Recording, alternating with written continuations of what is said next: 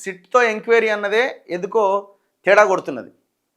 అంటే వాళ్ళు ఎంత ట్రాన్స్‌పరెంట్‌గా, నిజాయితీగా పనిచేసే అధికారులు అక్కడున్నా, అక్కడ ఉన్నటువంటి ఆ టీమ్ అంతా కూడా గతంలో ఆయా డిపార్ట్మెంట్స్‌లో ఇదే ప్రభాకర్ రావు కింద పనిచేసిన ఆయన సబార్డినేట్సే వీళ్ళంతా. సో, కాబట్టి ఎక్కడో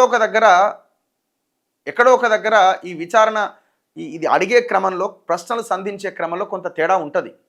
సో, అందుకే ఇది ఒక అత్యున్నత విచారణ సంస్థకి అప్పగించాల్సిన అవసరం ఉందేమో అనిపిస్తున్నది. కానీ మళ్ళీ ఇటు నుంచి మళ్ళీ అటు సీబీఐకి పోతే మళ్ళీ ఆడ బీజేపీలే. మళ్ళీ ఆడ బీజేపీవోళ్ళు ఫామ్ హౌస్ ఎమ్మెల్యేల పౌచింగ్ కేసు ఉంది కదా, ఎమ్మెల్యేల కొనుగోలు కేసు, దాని గురించే మాట్లాడతలేరు వాళ్ళు. అసలు వాళ్ళకి ఏమాత్రం ఇష్టం లేదు. మరి సీబీఐకి పోతే మళ్ళీ ఆడ అటు ఇటు అయితే, అందుకే ఈ ఎంక్వైరీ మీద మాకు పెద్ద అనుమానం ఉన్నది. ఇప్పటిదాకా tonic case compromise, racing case compromise, Kaleshwaram case compromise, Harithaharam case compromise. ఏ కేసు ముందల పడిందండి? ఫోన్ ట్యాపింగ్ కేసు ఏమన్నా ఇదైపోయి ఈయన పోయి కేసీఆర్ పేరు చెప్తే కేసీఆర్ని అరెస్ట్ చేసి, రాధాకిషన్ రావు ఆల్రెడీ పెద్ద ఆయన ఉండడానికి కేసీఆర్ పేరు చెప్పిండు. ఏం ఎంక్వైరీ చేసి కేసీఆర్ని పిలిచిరా విచారణకు? పిలిచిరా?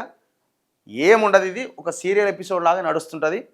ఏదన్నా ప్రజలకు సంబంధించిన ఇష్యూ ఒకటి భయంకరంగా తెర మీదకి వచ్చినప్పుడు దాన్ని పక్కకు నెట్టడానికి ఇట్లాంటివి వాడుతూ ఉంటారు. అంతకు మించి ఇందులో ఏమీ లేదు. ఏమీ కాదు ఈ ఎంక్వైరీతో, రాసి పెట్టుకోండి.